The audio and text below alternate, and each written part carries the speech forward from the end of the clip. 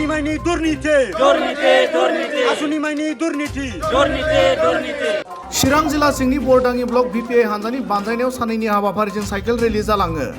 चिरां दुवार बिटिसि बियाबखौ सानैनि साइकेल रेलीजों गिदिंनाय जायो होनना भिपिआइ हानजानि दैदेनगिरिया मिथिहोयो आरो बे साइकेल रेली खालामनानै नो भटारशिप नो रेस्ट रांखान्थिनि उदांस्रि मोनाब्ला जों गोजोना दालालि राजखान्थिखौ जानगार हो सोरखारनि गासैबो बिथांखिफोरा जाख्ल'नाय गोनां डिवाइड जीडीपी 50-50 बायदि स्ल'गान होनाय नुनो मोनो।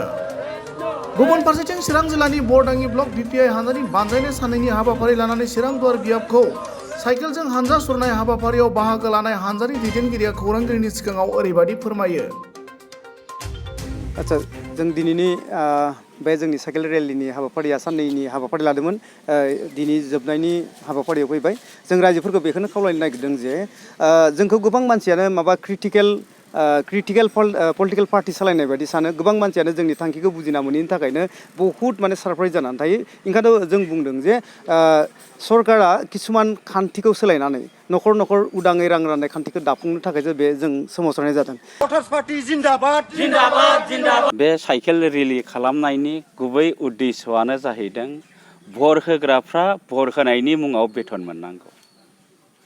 दिनै जोङो भटार्स पार्टी इन्टारनेशनेला भटार्स पार्टी इन्टारनेशनेलनिफ्राय जोङो बुंदों साफ्रोमबो भट होग्राफ्रा दानसेयाव 8,000 थाखा मोननांगौ।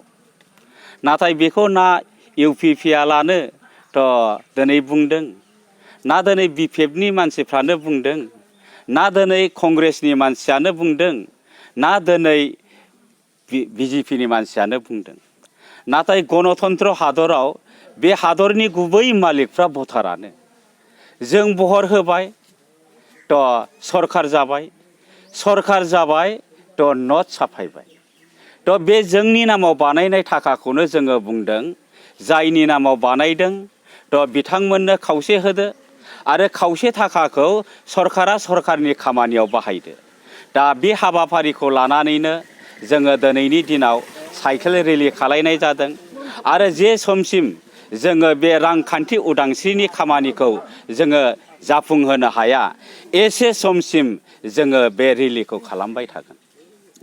ब्लक हिसाबैल' नोंथांमोना खालामनाय जादोंना गथाय चिरां जिल्लायावनो नोंथांमोना खालामदों? दा जोङो बरदाङि ब्लकनि गेजेरनिफ्राय जोङो बे खामानिखौ जोङो आवगायदों। लासै लासै मोनफ्रोमबो ब्लकआव जोङो बे साइकेल रेलीखौ जोङो लानाय जागोन। दा जाहैबाय बरदाङि ब्लकनि माखासे मेम्बारफ्रा गावनि बरदाङिनिफ्राय ओंखारनानै बे डिमान्डखौ खालायदों आरो बे रेलीखौ खालामनाय जादों।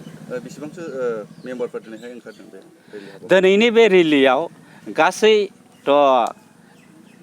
40 जनसो दङ जोङो आरो बे 40 जन मानसिनि गेजेरजोंनो जोङो जेसेबां चिरां जिल्लानि सिङाव थानाय भटारफोर जोङो बिथांमोननो मिथिहोनो ओंखारदों जेन चिरां जिल्लानि सिङाव थानाय गासैबो भटारफ्रा दानसेयाव 8,000 थाखा मोनो। जुदि मावफुङाबा नोंथांमोना मा राहा लागोन इयुनाव? बिनि राहा लामाखौ जाहैबाय जोङो 2011 सनाव भारतनि संसद पार्लामेन्टआव गयल खुमिटिया टटेलि बेखौ पास खालामना होजोबखाबाय।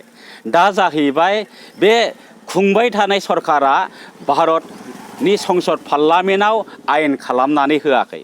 बिनिखायनो जोङो सरकारखौ बुंदों अति हनखालि नोंथांमोना आयेन खालामनानै बे थाखाखौ होनांगौ। जुदिहाय बे थाखाखौ बिथांमोना होआ होमब्ला भटार्स पार्टी इन्टारनेशनेला गावनो पार्टी खालायनानै जोङो राजनितिकनि लामायाव आगान होनानै बिथांमोनजों दावहा नांगोन। बेसेबांसो रां मुलाम्फा खालामनो हायो बे भटारशिप बिथांमोना?